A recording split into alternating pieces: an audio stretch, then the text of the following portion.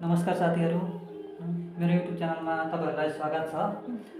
र आज चाहिँ म घरको स्पेसली घरकै सागसब्जीहरू पकाउन लागिरहेको छु। सागसब्जी भन्दा पनि एक्चुअली घरमा घरतरुल फलेको रहेछ र घरतरुलको सब्जी अनि साथमा म आलुको चाहिँ ग्रेभी बनाउन आँटेको छु, दाल जस्तै।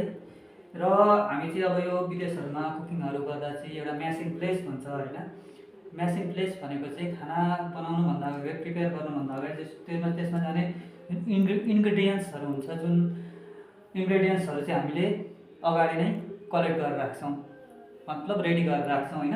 जस्तो यो भनेको चाहिँ पिल गरेको प्याज भयो, अनि यो भनेको चाहिँ डाइ सेप घरतरुल भयो। र यो चाहिँ एक्चुअली हामी विदेशमा हुँदाखेरि चाहिँ अब ब्लेन्डरहरू युज गर्छौँ। अब यहाँ त ब्लेन्डर हुँदैन। र अर्को भनेको हामीले सिलौटा या त ओखली युज गर्छौँ, किन भन्दाखेरि त्यो भनेको चाहिँ एउटा प्युरिटी आउँछ यो मसला बनाउँदाखेरि। र यो मसलामा तपाईँ हेर्न सक्नुहुन्छ यहाँनिर भनेको मैले अलिकति बेसार पनि मैले आज यसमै कुटेर हाल्ने नितो गरेको छु। अदुवा भयो, अनि लसुन भयो, अनि जिरा भयो र 3टा खोर्सानी भयो। अनि यहाँ हेर्न सक्नुहुन्छ अब यो आलुलाई चाहिँ काट्न बाँकी नै छ, म अहिले काट्न लागेको छु। र यो भनेको चाहिँ आलु दम जस्तै ग्रेभी बनाउने हो। र अब म यहाँनिर अलिकति रेडी गर्न लागिरहेको छु। यो प्याज भयो होइन, प्याजलाई चाहिँ अब हामीले स्लाइसमा काट्न गइरहेको छौँ, हेर्न सक्नुहुन्छ।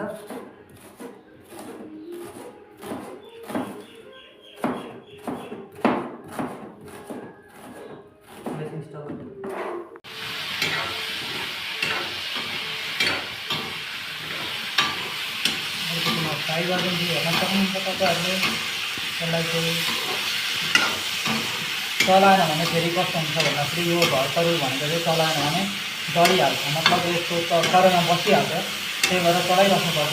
चलाउँदा पनि हेर्न सक्नुहुन्छ अलिकति उयो हुन्छ। र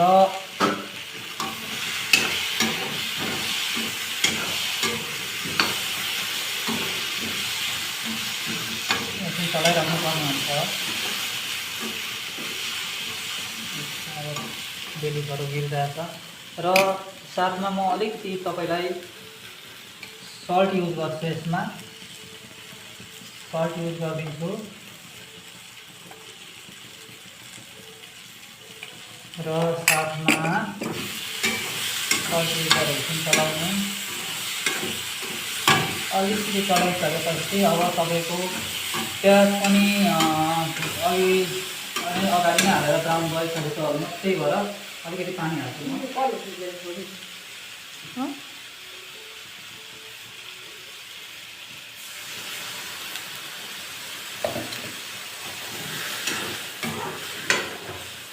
अब हेर्न सक्नुहुन्छ अलिकति पानी हालेपछि चाहिँ अलिकति डढ्ने चान्स कम हुन्छ।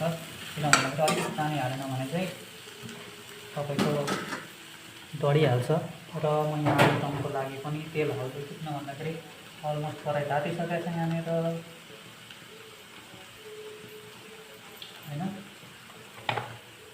अनि यसको लागि चाहिँ अब धेरै गर्नु पर्दैन आलुदमको लागि चाहिँ, किन भन्दाखेरि आलु अलरेडी भइसकेको छ।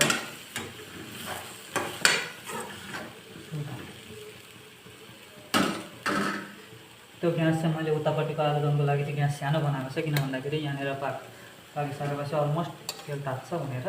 र अब चाहिँ हेर्न सक्नुहुन्छ यो भनेको चाहिँ मैले अघि ओखल या सिलौटामा कुटेको यो मसला चाहिँ हाल्न लागिरहेको छु। यसले चाहिँ यसको टेक्स्चर फ्लेभर अलगै बनाउँछ, हेर्न सक्नुहुन्छ। र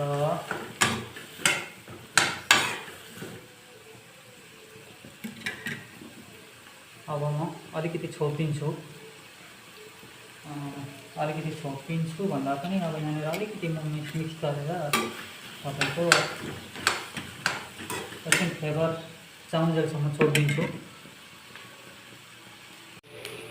ल साथीहरू, हेर्न सक्नुहुन्छ तपाईँहरूले यहाँनिर अलमोस्ट मैले सबै मसलाहरू हालिसकेको छु। अब म एकछिन पाकिसकेपछि चाहिँ तपाईँको ग्रिन कोरिएन्डर लिभ्स हाल्नेछु र म एकछिन छोपिदिन्छु। अब यो चाहिँ आलुदमको लागि भयो होइन। आलुदमको लागि भयो। किन भन्दाखेरि आलुदममा चाहिँ तपाईँको आलु अलरेडी बोइल भइसकेको हुन्छ होइन। आलु बोइल भइसकेपछि तपाईँ के गर्ने भन्दाखेरि यो मसला हालेर एकछिन फ्राई गरिदिने होइन। किन भन्दाखेरि आलुदमको लागि अलरेडी आलु बोइल भइसकेको छ नि त होइन। त्यही भएर अब एकछिन ब्राउन हुने गरी एकछिन पाक्ने गरी फ्राई गरिदिउँ। अनि अलिकति त्यही मसलामा पानी हालेर गर्दा पनि हुन्छ।